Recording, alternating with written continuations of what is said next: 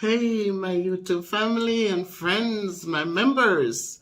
Shout out to all my members, to the MVP family group. Hope that today you got up and walked outside, got some fresh air. If you can't walk outside, that at least you open a window and suck in some good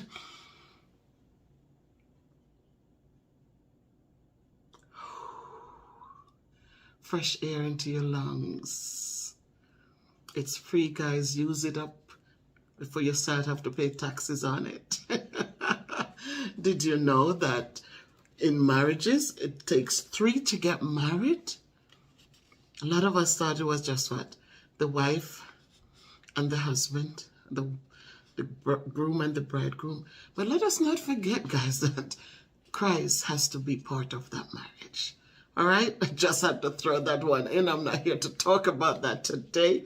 I'm here to talk to our teachers, to talk to myself, remind myself as I get ready to go back to work.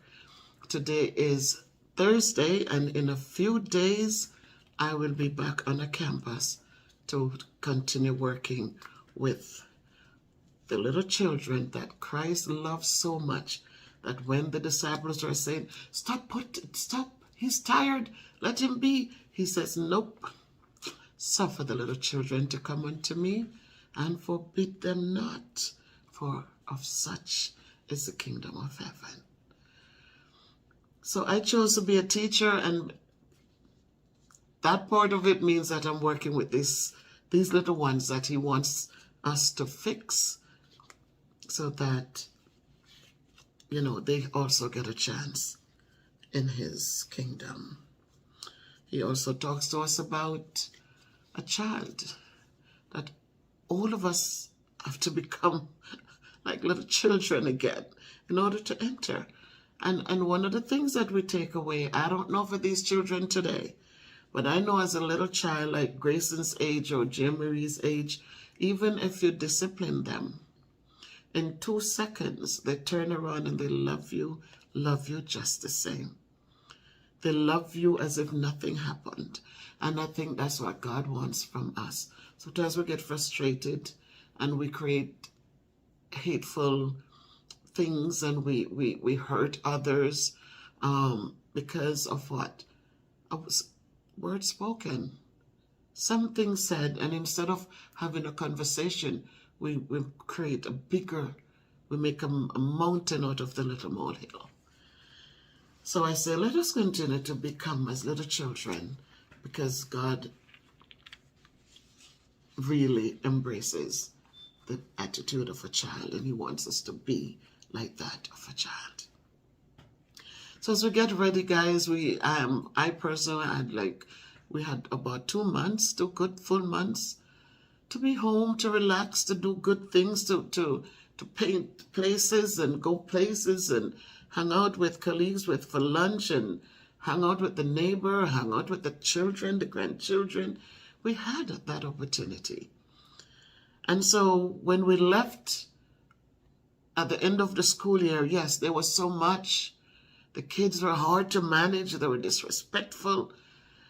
They were unthankful, because our job is an unthankful job. So we have to remember that. That's not going to change. There will be a new group of kids coming in, and we're going to excited for one day, and then all of a sudden the struggles will start. So today I want to go over a few things, and then I found a couple uplifting things that I want to just put out there if anyone needs to use it. But as teachers, I remember as a child that teachers were held with such high integrity. Right? So teachers were held with such high integrity. There were people you look up to in the communities. Whatever you were doing, you see a teacher coming, didn't matter how old, how young, but you would stop immediately what you were doing. Today, it's not so, though. Today, they see you. You have kids who are disgruntled enough to scratch your car. Kids who will threaten you openly. kids who will tell you that their parents or their family members will come and kick your butt. You know, things like those. In the communities, I haven't been seeing much parents, but for me, there are a few that you see that will have a good conversation or so. But you have people who, if you are firm with their children, if you expect anything at all from their children, they take it personal, because you should never hold their children accountable. So as we get ready to go back to school, we know what is there to expect, but we have to go with an open mind. We have to go with the hope and the expectation that every child will come to school wanting to do well. We have to expect that we have to stay believing in them that they will also learn to believe in themselves. We have to see them coming and remind them that they're filled with greatness and goodness, and that there are limitless opportunities awaiting them when they do the things that they need to do. We as educators have to remember that they are not going to be on the same page. As a math teacher, I know that a lot of parents will like to tell the kids, or even say to you as an adult, I never liked math in school. If you are displaying these behaviors to children, even as teachers who are not math teachers, who will consistently tell the kids, I never liked math, I never do well in math. How do you think the kids are going to look at it? The kids are going to look at it that maybe this is something I don't need to invest in. But if we hold everything that they need to do in school, if we put it at a high level and say, yes, you need this foundation, you need this so that when you get at the level when you want to make different decisions, you know that you have enough there to choose from, then maybe our children will learn to love these things too. They will embrace it and they will try their best. We must also take into consideration that as we go in, we're going to have supervisors. And those supervisors also have supervisors. We have to take into consideration that we work for a school district. A school district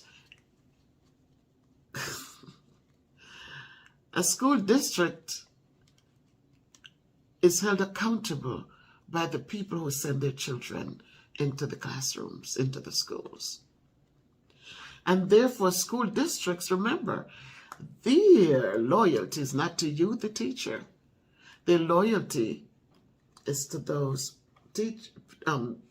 parents out there who can tell them, we don't want you anymore. So we have a tough battle because we're at the bottom of the totem pole where the superintendent is looking at us and they're making decisions. They're creating mandates. They're doing all these things, and it's all thrown down on us as teachers at the bottom of the totem pole.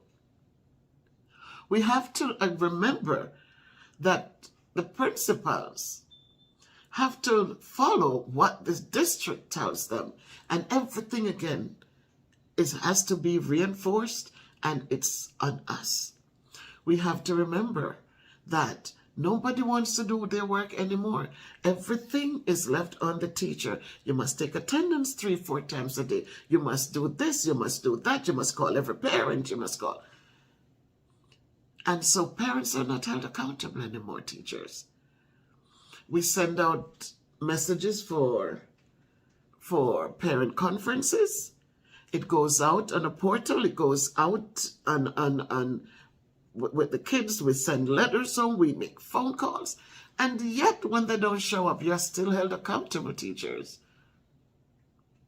for what the parents didn't do. So at no point Kids didn't do homework. They're not doing the homework. But guess what? When parents come in, oh, well, my child doesn't have homework in the evenings. I asked the child and they said they don't get homework. But who calls the teacher to say, did you assign homework? Nope. The teacher must know the child is not doing the homework and must find time again to call home to say, well, this or that. A lot of times you call home and you get cussed out. Because students went home and said, oh, my teacher said this, and oh, she do too much, and oh, they this and they that. And nobody stopped to say, but your responsibility is to go in and learn. Your responsibility is to make sure that you're being respectful and kind. Your responsibility is to make sure that you're not using your phones when you should not be using it. Oh, no, no, no, no, no, no. There are no responsibilities for the children.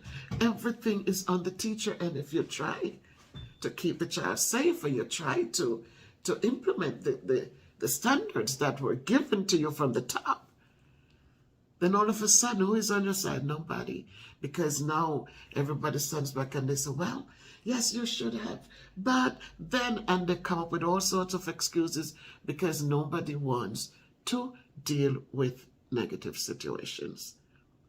So I want to say hats off to those principals and assistant principals who really support the teachers, who really, when the push comes to the shove, that you really stand up for teachers.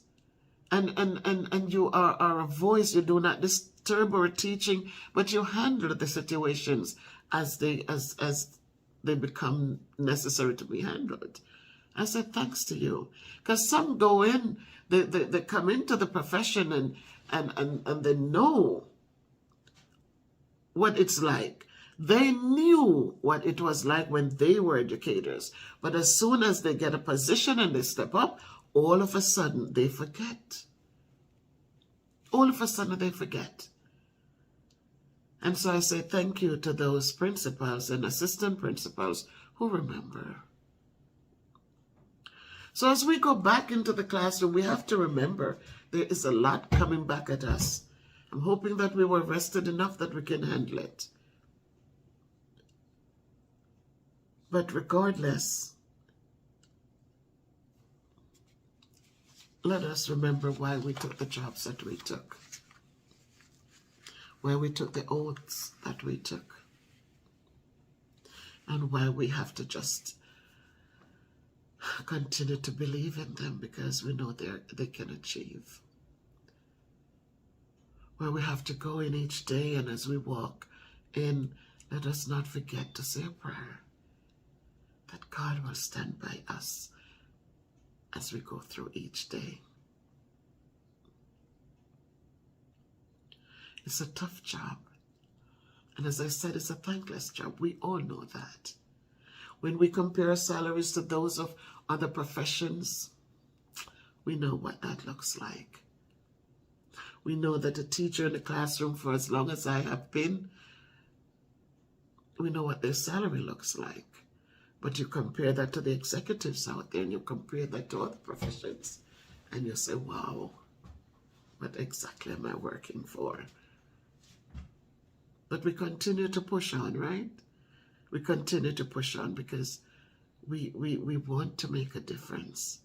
And regardless of all of the pushbacks and the unthankfulness and all of the things, the more load and more paperwork.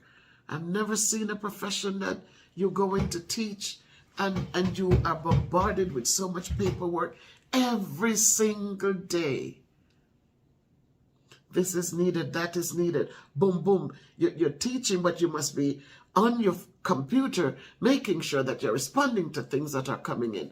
Now it's the cell phone. Nobody respects the fact that you're paying your cell phone bill. So when they're using your phone now to connect this, to do that, it is so overwhelming. Because for me personally, I'm not used to my phone like that to have it on me at all times. So sometimes some things passes me because I am not getting the messages boom, boom, boom. And so I wondered what happened those days when we used to teach and we didn't have these equipments on us, when we didn't even have telephones in the classrooms. But things got done, work got done. But nowadays, you know what I see? They're piling on more and more because what? We're not taking time. We're not investing enough time in teaching. And so as soon as they say, we get it done, and so they feel like, whoa, if they did that so quickly, we can add some more. Gone are the days when they had to wait for things because you didn't have the resources to send it back as quickly. So there was less to get done. Once they start putting the computers, yes, they can just sit at their desk and an email, and you must figure it out. Right? The jobs that they have to do is just that. We have to be in front of children all through the day. They are busy walking about, looking at things and see things to be done. Oh, Mr. Black needs to, and they send an email. They can't do that because that's all they have to do. But you have to cover the children. You have to make sure this is done. Grade books and make sure that, you're helping the kid to understand the work. You have to make sure attendance is done. You have to make sure kids get to where they need to get to safely. And when you thought you were done and to get a breather and to use the bathroom, then you realize that, oh my God, they need this by 10 o'clock. So you got to rush now to go get something done by 10. And by the time you get done, it's time to go back to go get the kids again. So we know our job is not easy, teachers, but I'm asking us that as we go in, let us pick our battles. Let us please pick our battles. It's not getting any better, it's getting worse. It's getting worse. And so because we know that, let us just try to pick our battles. It's tough sometimes because when the kids come at us hard, we kind of feel so inhumane, like they treat us like we're not human beings. And so sometimes you really want to respond. But then you remember that you're the adult and you just try to say, look, that was not necessary. So we have to go back to the deep breathing. We need to go back to the counting to 10. We need to just find the strategies to help us to survive. And those of you new teachers who are coming in and, you think you're so prepared because you did 10 courses in education and you're ready and you create all these beautiful things over the holidays and you buy all these great things and you invest in all these things. But I want you to remember that all of those things, the theory that they teach you, when you come into the real deal, it's totally different. So as you're gathering things to come in with and thinking that the children are going to appreciate it and warm up to it, and oh my God, then please step back for a moment and understand that you need to come in with an open mind because a lot of things are going to shock you. And because they're going to shock you as an educator, it's necessary for you to just make sure you put on the whole armor of God. If you're not a believer, then please find whatever you believe in. But just come in prepared for challenges.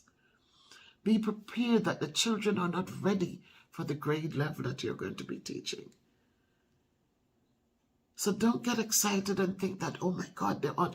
Don't prepare things for a class that is normal and every child is on grade level, and don't do that. Come in, see what you have to work with, and then take your time and prepare day by day, step by step.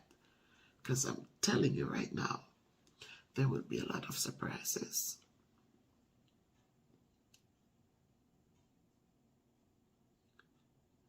So today I'm talking to the teachers. And as I said, don't tit for tat. You have to try not to. but also teach them life, how life is.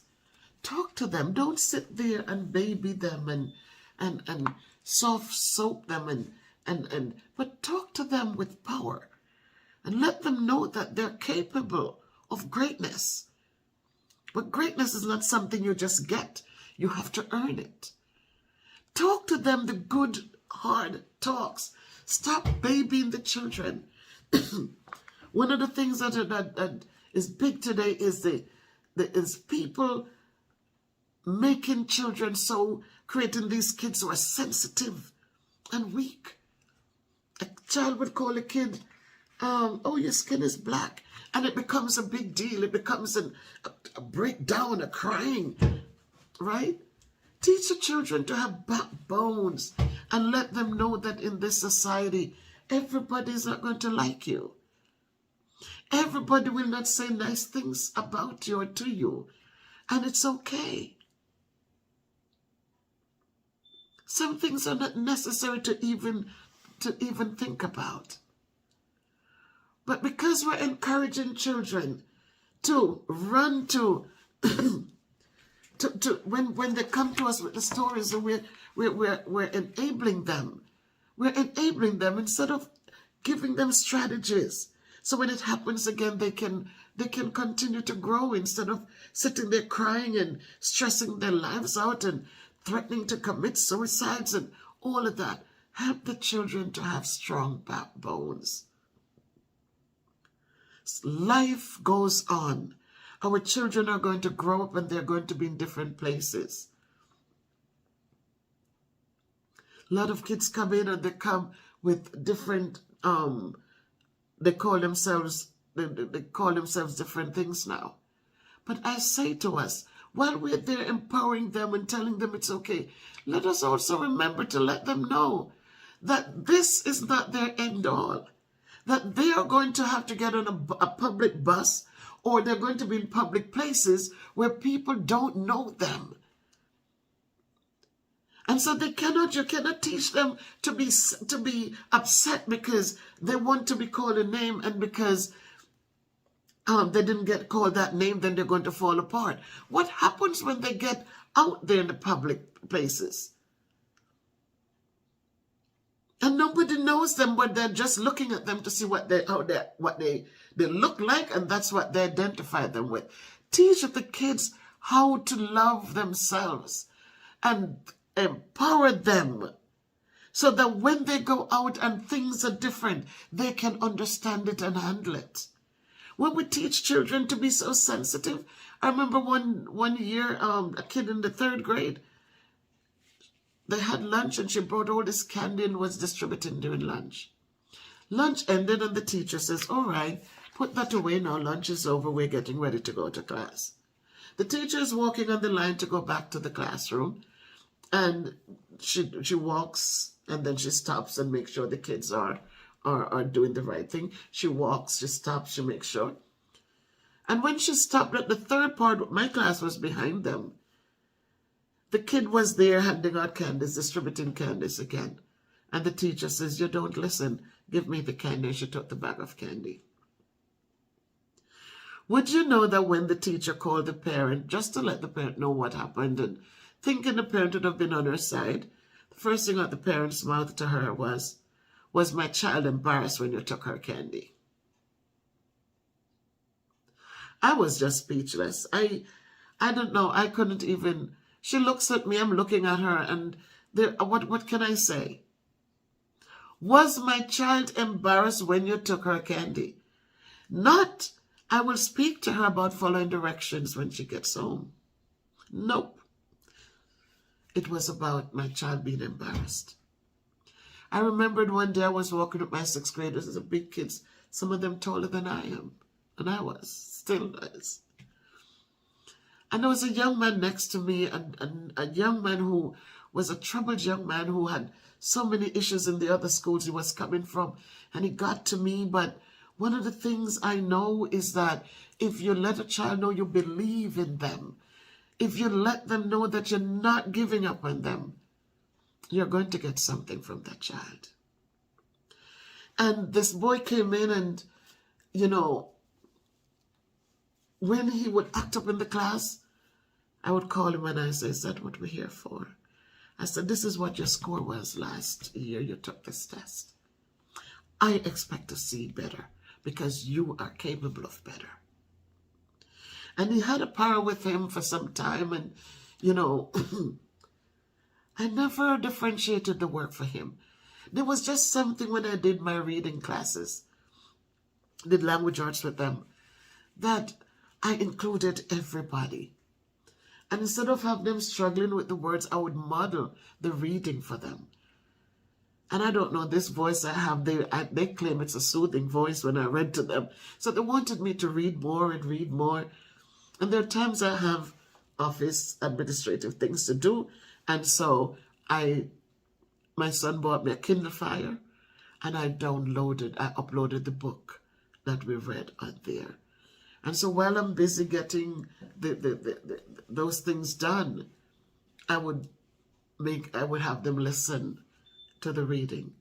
And when I asked questions, this boy was just giving answers. And I said, this kid have potential. Yes, he might be strong and miserable because he's always fighting and arguing and disrespectful, but he has something in him. And I kept him, and I never one time put him out the class.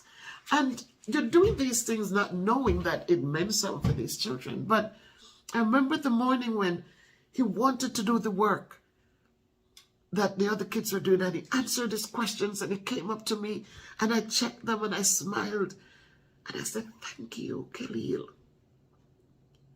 Khalil turned back around, my God, and made me cry that morning. Not because of bad behavior, but of what he said. He turned back to me with his paper in his hand, and he looked at his check marks, and he says, Mrs. Summerblack, thank you for never giving up on me. And my eyes started to get the water in it, because I didn't think for one moment that the little things I was doing was so important to this kid that he wanted that all along. And when he said it, everybody was quiet for a moment. And I turned my back to the class, and then they started to cheer.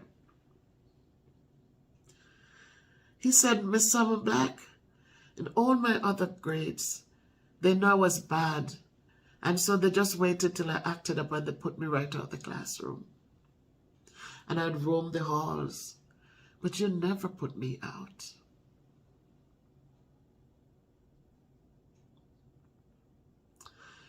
And that kid, let me tell you this, when he came to my class, his score on his reading test for the last coming in was like a 95, which is like a second grade level or first grade. Nothing. And I told my students, I said, when you take this language arts test, because they measured it in the beginning, they measured it in the middle, and they measured it in the end. I said, you took the test and you saw where we started. You know what your scores were. Now we're going to take it the second time. And there will be two gifts, one for $50, one for $25.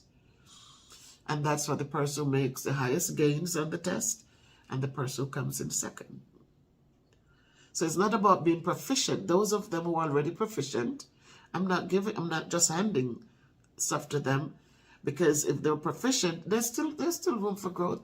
So if whoever, I look at the points, whoever had those most points, you know, that little boy went from that 90-something to 166 on his test. He made the highest point growth. At the end of the school year, he received his gift card from Barnes & Noble. I said, go get your books and you continue to read. And as you read, ask yourself questions so you're understanding it. So I said all of that to say this, that we were walking down the hall the day to going to lunch. And I had the line, and I'm walking in the middle of them and next to them. So I walk, they stop, I look, make sure they or together we'll move again. As we were moving, he was right next to me, and I said to him, tomorrow when you come in, please comb your hair. Whispered to him, he's a tall kid. But he was a little, got up out of bed, the blanket things are in his head, and he just comes in. So I said, tomorrow when you come in, comb your hair, please. And he said, okay, Miss Simon Black. At the time the principal was standing there, not this principal, she was, watching us in the hall, moving through with the kids, and she saw what she'd heard what I said, I guess, saw the interaction with the guy, with the student and myself. And we got downstairs, she walked behind my line, and we got downstairs, and she called the kid in the office. And when the kid came out, he says, wow. And I said, what happened? What did you do now? And he says, no, she asked me how I felt when you told me to comb my hair. I said, that's what the principal asked you. Was it something bad I asked you, son? He says, no, Miss Black, I'll comb my hair tomorrow. And I'm just telling you guys that these are some of the things that, as educators, we are trying our best. We're not only teaching children reading and math. We're teaching the whole child. That's what we should be doing. Teaching the whole child how to carry themselves with dignity and pride, how to speak, how to groom themselves. We had a principal who put in this boy's head as if it was something bad I did. How did you feel when she told you to comb your hair? And a lot of that is going on these days. Wherever you're in Jamaica, wherever you are, there are people who are behind the scenes who are empowering these children to become sensitive and weak. They're not strengthening them. They're not encouraging and supporting the teachers. They pull teachers down and children become empowered.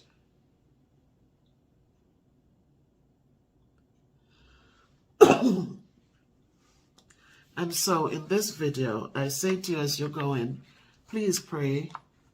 And please do not baby these children, especially if you're in middle school with these kids. Build backbones in them so that they will be able to take criticism, constructive criticism, in a good way. Don't let them feel like because somebody guided them or reprimanded them, then it's hateful. Let them know that they must be guided because they don't know everything. So the first prayer I'm going to share with us is by James J. Metcalf. And this person says in his prayer, I want to teach my students how to live this life on earth, to face its struggles and its strife, and to improve their worth. Not just a lesson in a book or how the rivers flow, but to choose the proper path wherever they may go. To understand eternal truth and know right from wrong. To gather all the beauty of a flower and a song.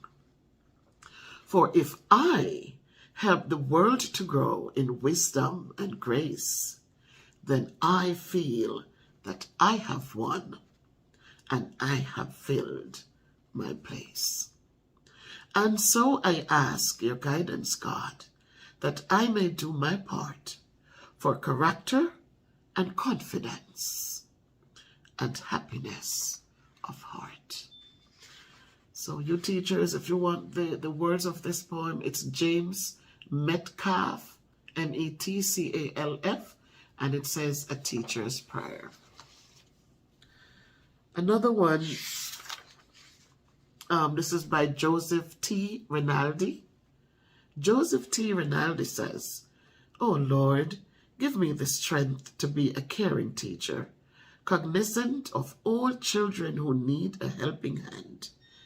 Give me the tolerance to assist those who are struggling to learn and understand. May I lay aside my impatience and help those children who cannot cope." and let me ardently encourage those who came to me seeking hope. Prayer of the teacher and a poem of a teacher. So I'm not going to do this prayer, which this was a prayer that was found in the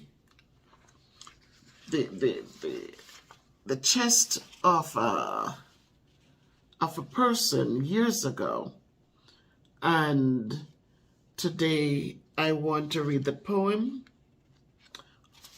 I want to read the poem that came with the letter. I just want to make sure I give the right person what have I to give. Were found by Elizabeth Archer Prentice among the personal effects of her mother, Frida Grundish Archer, and Mrs. Grundish Archer was a 5th grade teacher at the Shoemaker Public School she died in 1960, right? And so this came from the 50s, and here I will go over the poem part of it, not the letter part of it. So, again, my teachers, this is a letter for us, another poem for us. What have I to give? They come and mingle in my class, 38 of them. The poor, the well, the overfed, the dirty, the crude, the frightened, the well-mannered, the belligerent. Some dined on balanced menus last night. Others filled hungry stomachs with tainted leftovers. Still others drank strawberry pop for dinner, a touch of tasty luxury which fleetingly nourishes the soul but not the body. The little boy who sharpens his pencil too often and talks too much is remembering the wonderful popcorn balls his mother used to make. But she now lives far away, and there is much unhappiness for a little boy learning to live without a mother who did gentle, personal things for him. The little girl who talks too loudly is making noise to cover the gnawing of an empty stomach and an empty soul. She has never had anyone to do gentle, personal things for her. The unruly boy in the back row has never felt the warmth and security of love. He resists all efforts at stern discipline, but softens at a kind word or the ruffling of his funny crew cut. The boy with the grimy clothes and body has never understood why stronger people pick on weaker ones. He is the target of his father's drunken strength, and he strikes blindly at all of us in a rage he dares not show at home. 38 young, squirming individuals, happy and unhappy, not a class to be lumped together. They look to me for knowledge, and what have I to give? Yet I was once like them, for I've known fear, felt shame at little things, cringed with pangs of mediocrity, search eyes for friendliness. Let me, before I speak, remember that, and recall too the lash of a teacher's tongue when I was in the 7th grade and couldn't understand a problem in arithmetic. Above all, let me soften the sharpness of my own tongue, that no young personality will carry from my classroom the scar of humiliation.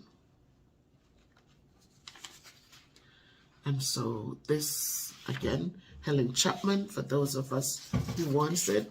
I want to put this in my room to remind myself and understand that discipline doesn't have to be ugly.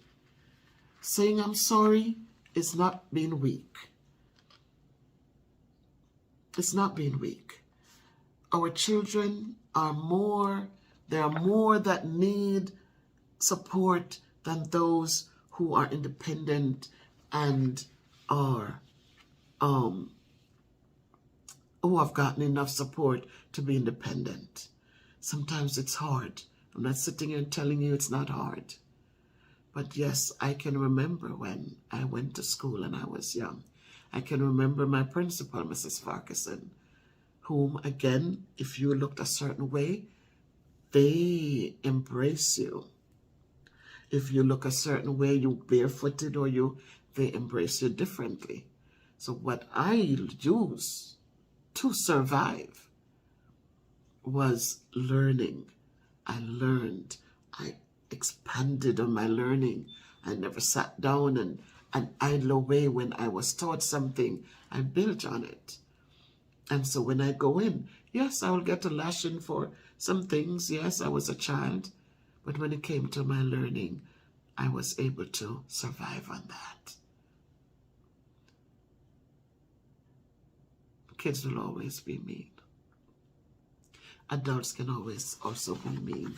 If you have a home that is not filled with love and encouragement, you're going to walk out of your home with that hate and that insecurity and that anger, and it's easy to unleash it on people's children. It's easy to put them down. But let us lift them up, and as I say, lift them up. They're filled with greatness. Give them their compliments, but also remember to teach them that life expects from them certain characteristics. So it's all good and okay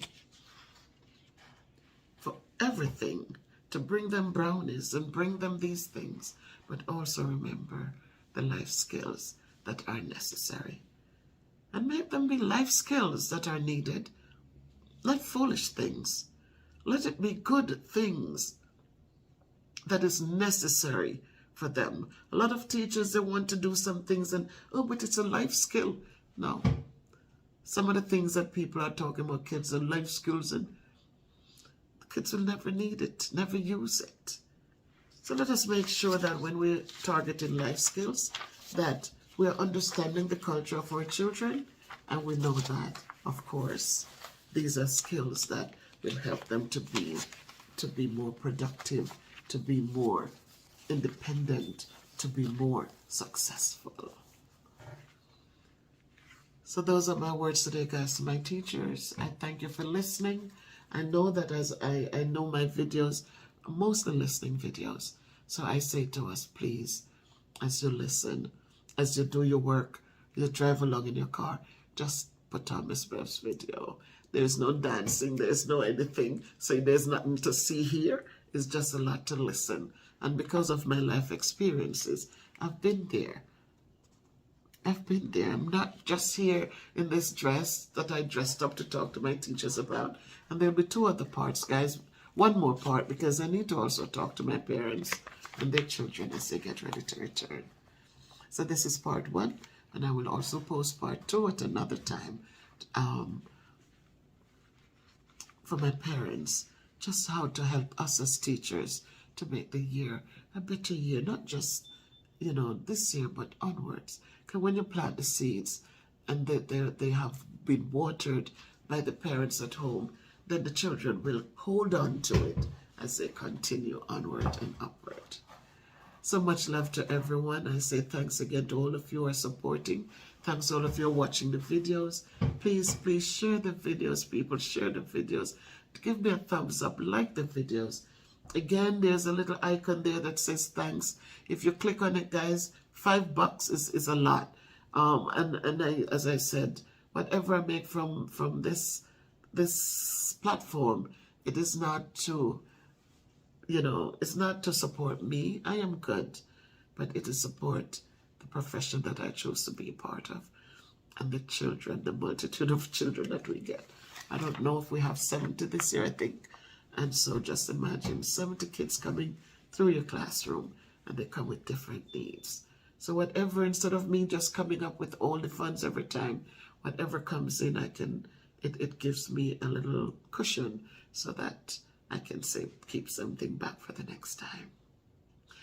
If you can't be good, be careful, people, but walk good, do good, wherever you are. Thank you.